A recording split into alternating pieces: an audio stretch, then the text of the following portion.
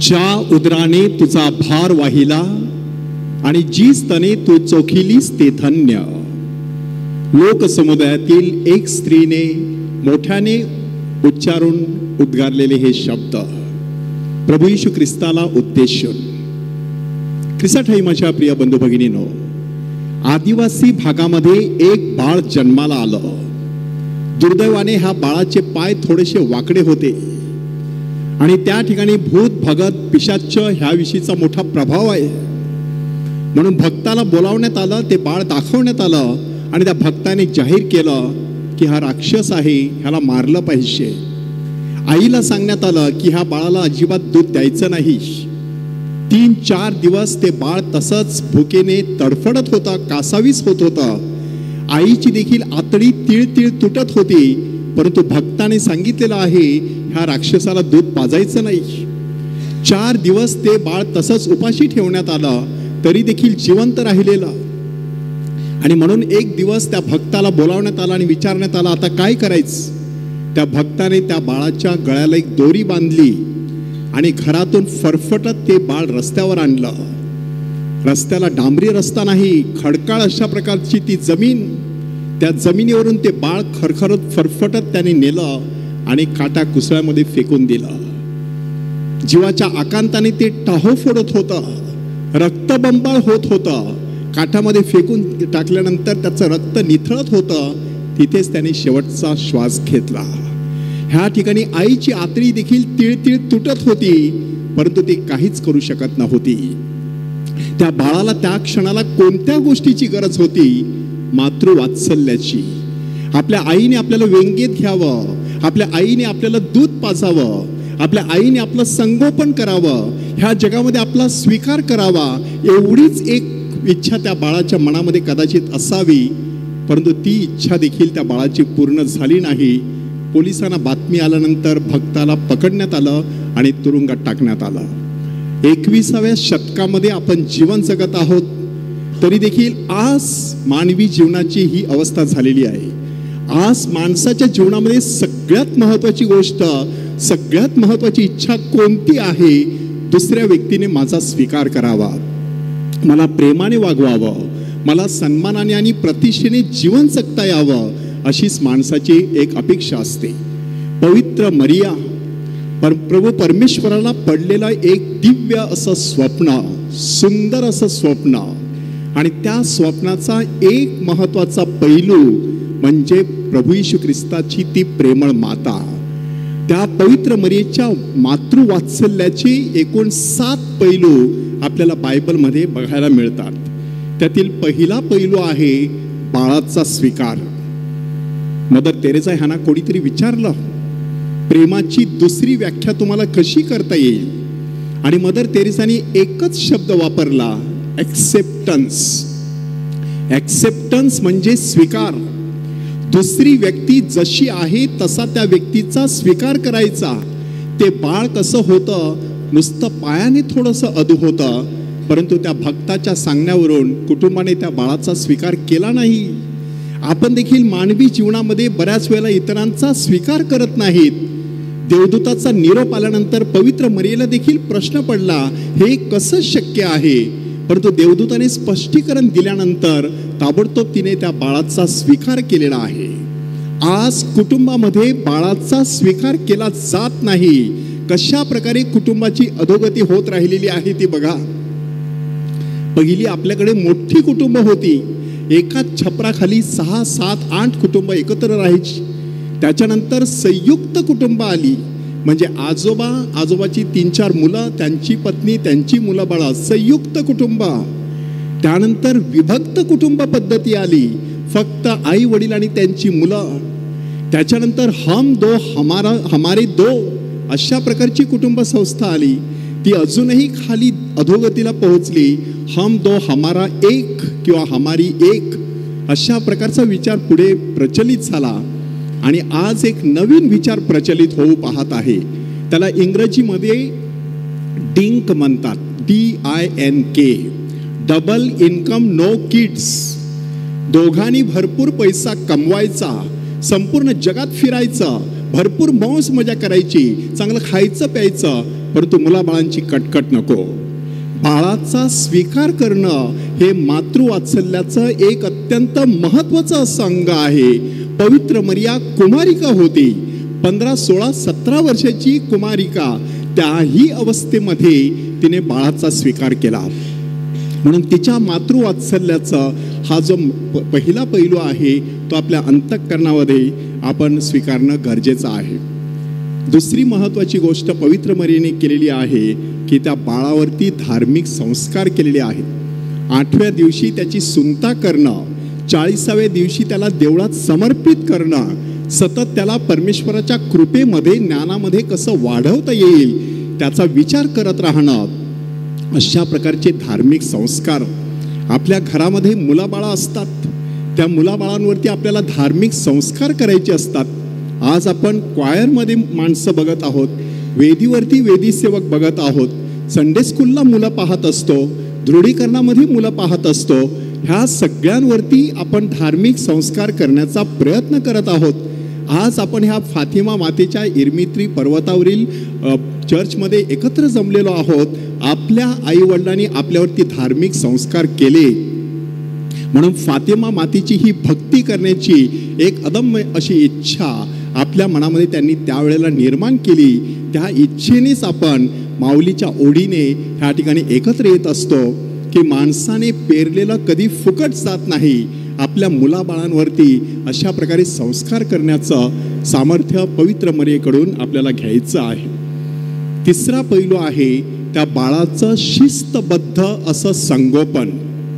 शिस्त म्हटल्यानंतर नुसतं मातृवात्सल्य नाही, तर अधूनमधून कान पिचक्या करणं, कान पिळण्याचा वेळ जरी आली तरी सुद्धा त्या व्यक्तीचे कान पिळण्याची तयारी ठेवणं हा शिस्तबद्ध संगोपनाचा एक भाग आहे.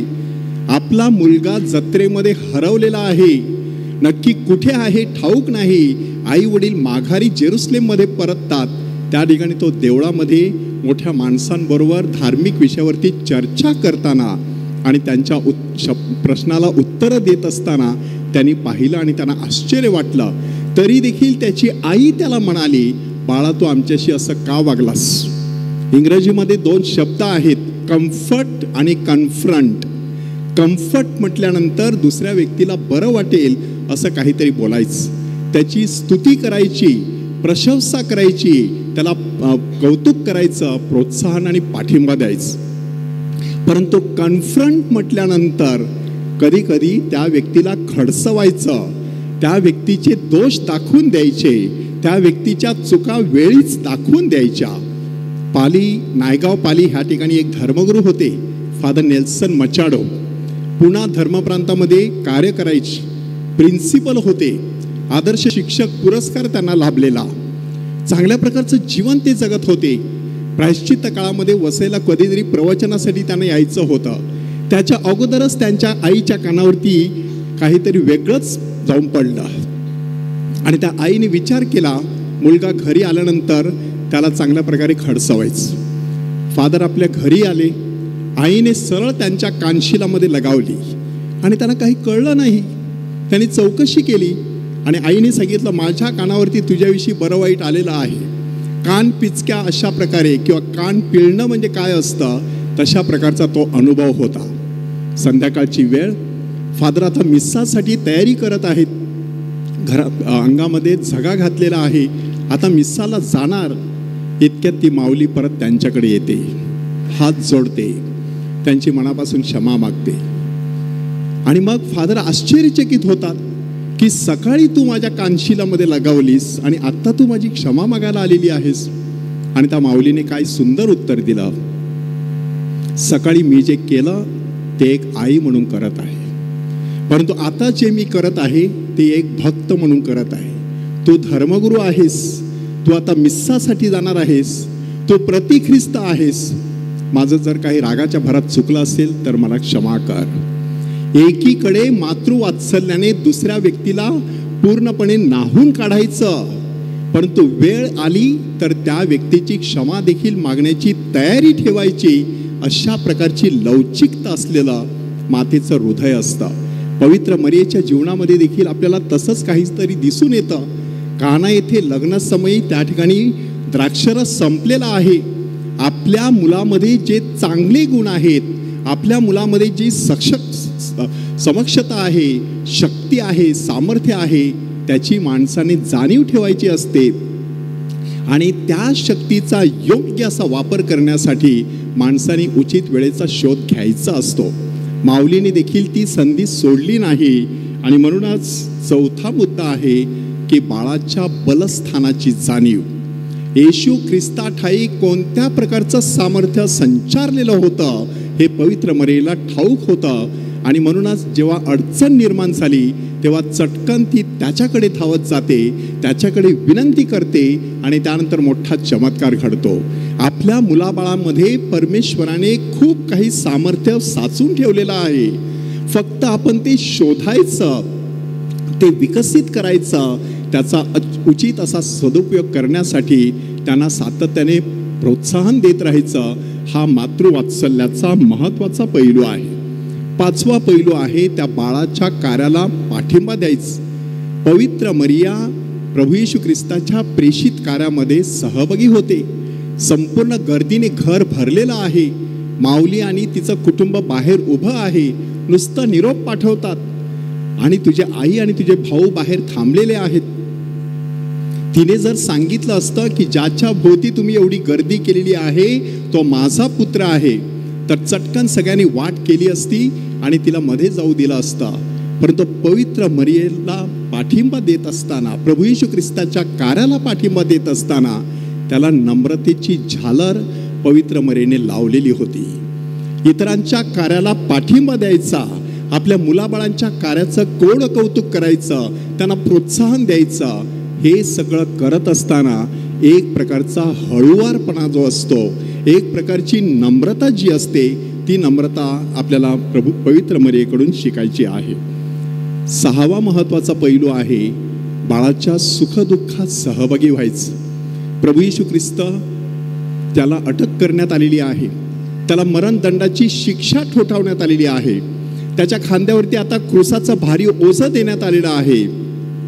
तो आता वाटचाल सुरू करत आहे. ही बातमी पवित्र मरियेच्या काळजाचा ठोका चुकवणारी होती.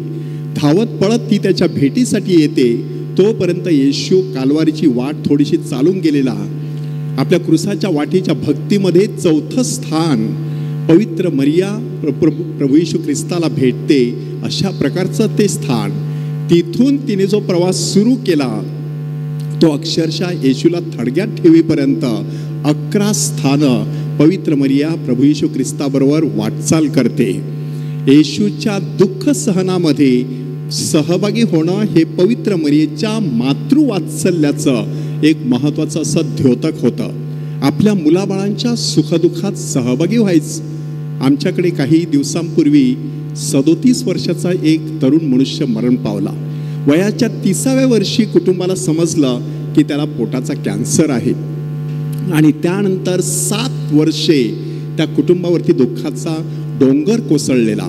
परंतु त्यावेळेला त्या आईने आणि त्याच्या पत्नीने त्याची जी काळजी घेतली ती खरोखरच हृदयस्पर्शी अशी घटना होती. म्हणून माणसाच्या जीवनात असे दुःखाचे प्रसंग येत असतात. दुःखाच्या, अडीअडचणीच्या आणि समस्यांच्या प्रसंगीच आई खंबीरपणे बाळाच्या पाठीशी उभी राहू शकते, हे आपल्याला पवित्र मरियेकडून शिकायचं आहे. त्यानंतर 7वा महत्त्वाचा पैलू आहे की आपल्या बाळाचं कार्य पुढे चालू ठेवण्यासाठी सतत धडपडत राहायचं. की पवित्र मरिया प्रेषितांबरोबर प्रार्थना करते, पवित्र आत्मा तिच्यावरती इतरांसमवेत उतरतो, इतरांसारखीच तिला देखील अन्य भाषेची देणगी मिळते. त्या देणगीच्या माध्यमातून ती प्रभू येशू ख्रिस्ताची सुवार्ता सगळीकडे पसरविण्यासाठी कटिबद्ध होते. एवढंच नाही तर सदेह स्वर्गात घेतली गेल्यानंतर देखील तिचं हे कार्य थांबलेलं नाही. गेली 2000 वर्षे कितीतरी ठिकाणी तिने दर्शनं देऊन आपला हा संदेश लोकांपर्यंत पोहोचवण्याचा प्रयत्न केलेला आहे. फातिमा ह्या ठिकाणी 3 मेंढपाळ मुलांना तिने दर्शन दिलं आणि संदेश कोणता दिलेला आहे? प्रार्थना करा, पश्चाताप करा आणि त्याग करा. ह्या 3 गोष्टीमध्ये प्रभू येशू ख्रिस्ताची सुवार्ता दडलेली आहे. प्रभू येशू ख्रिस्ताने देखील प्रार्थना करण्याचं आपल्याला आव्हान केलेलं आहे. प्रभू येशू ख्रिस्ताने देखील आपल्याला पश्चातापाचं आव्हान केलेलं आहे. आणि त्या विधवेने जसा त्याग केलेला आहे, जक्कईने जसा त्याग केलेला आहे, तशा प्रकारचा त्याग करण्यासाठी प्रभू येशू ख्रिस्ताने आपल्याला आव्हान केलेलं आहे. येशूची सुवार्ता माऊली अजूनही साऱ्या जगभर पसरवित आहे. आपल्या मुलाच्या कार्याची पुढे सुरू ठेवायची आहे. ते पवित्र मरियेकडून आपल्याला शिकायचं आहे. पवित्र मरिया प्रभू येशू ख्रिस्ताची प्रेमळ माता, ह्याच्यावरती चिंतन करत असताना 3 प्रश्न आज आपण स्वतःला विचारणार आहोत. पहिला प्रश्न आहे, आपल्याला मातृवात्सल्याचा अनुभव कितपत आलेला आहे? अगदी बालपणापासून आत्तापर्यंत आपल्या आईवडिलांनी आपल्याला मातृवात्सल्य, पितृवात्सल्य दिलेला आहे. तो जो अनुभव आहे, तो अनुभव सातत्याने काळजाच्या कुपीमध्ये साठवून ठेवायचा असतो. तो कितपत आलेला आहे त्याच्यावरती चिंतन करत तो चघळत राहायचा असतं. दुसरा प्रश्न विचारायचा आहे की पवित्र मरियेचं मातृवात्सल्य आपण कितपत अनुभवलेलं आहे? पोप फ्रान्सिस सतत सांगायचे, I want to have a personal experience of Mother Mary's intercession. ती माझी आई आहे, अशा शब्दामध्ये त्यांनी एक पुस्तक तयार केलेलं आहे. अलेक्झांडर आविमेलो त्यांनी ते पुस्तक आपल्यासाठी तयार केलेलं आहे. पोप महोदयांची मुलाखत घेऊन त्यामध्ये जवळजवळ 100 अनुभव सांगण्यात आलेले आहेत. त्या पवित्र मरियेविषयीच्या 100 अनुभवातून एक धागा सातत्याने आपल्याला दिसून येतो की पोप महोदयांचं पवित्र मरियेवरती प्रचंड असं प्रेम, तिच्या मातृवात्सल्याचा कितीतरी वेळेला त्यांना अनुभव आलेला. एक साक्षात्कार ते त्या ठिकाणी व्यक्त करतात. ते सांगतात की मला अशा प्रकारचा जणू काही भास झाला, पाऊस पडत आहे आणि माऊलीने तिचा पदर माझ्यावरती अशा प्रकारे पांघरलेला आहे. मला बिलकुल त्या पावसाचा स्पर्श होत नाही, परंतु अचानक माझ्या लक्षात आलं की मी भिजू लागलेलो आहे आणि मी अंतर्मुख झालो. मी भिजलो कसा? तेव्हा माझ्या लक्षात आलं की मी माऊलीच्या पदराखालून बाहेर पडलो होतो. आणि मग चटकन ते आपल्या सर्वांना एक संदेश देऊन जातात, माऊलीच्या पदराखाली राहा, माऊलीच्या पदराखालून कधीच बाहेर येऊ नका. सैतान बाहेर थांबलेला आहे, त्या पापाच्या दलदलीमध्ये तुम्ही कधी रुताल हे तुमच्या लक्षात येणार नाही. पॉवरफुल असा मेसेज पोप फ्रान्सिस यांनी दिलेला आहे. तिसरा प्रश्न आपण स्वतःला विचारायचा आहे, हे माऊलीचं प्रेम जे आपण अनुभवत आहोत, ते माऊलीचं प्रेम आता आपल्याला इतरांपर्यंत घेऊन जायचं आहे. इतरांना त्या प्रेमाचा स्पर्श करायचा आहे. जे आपल्याला मिळालेलं आहे, जे दुसऱ्यांना मिळू शकत नाही, त्यासाठी कदाचित एवढी मोठी वाट चालून इथपर्यंत जे लोक येऊ शकत नाहीत, अशा लोकांपर्यंत माऊलीचं हे प्रेम घेऊन जायचं आहे. की ज्या उदराने तुझा भार वाहिला आणि जी स्तने तू चोखलीस ती धन्य, अशी एक स्त्री जमावत ओरडून म्हणाली. येशूने काय उत्तर दिलंय बघा. येशूने त्याच्या पुढे जाऊन एक पाऊल पुढे जाऊन सांगितलेलं आहे की त्यापेक्षा जे देवाचे वचन ऐकणारे आणि पाळणारे ते अधिक धन्य. ह्यामध्ये माऊलीचा त्याने सत्कार केलेला आहे की माऊलीने देवाचा शब्द ऐकला, आपल्या जीवनामध्ये पाळला. परमेश्वराचं जे प्रेम तिला मिळालं होतं ते प्रेम तिने इतरांपर्यंत नेलं. आपल्याला देखील फातिमा मातेचे हे जे प्रेम मिळत आहे ते आपल्याला इतरांपर्यंत नेण्यासाठी कृपा मिळावी, म्हणून ह्या मिस्सामध्ये एकमेकांसाठी प्रार्थना करूया.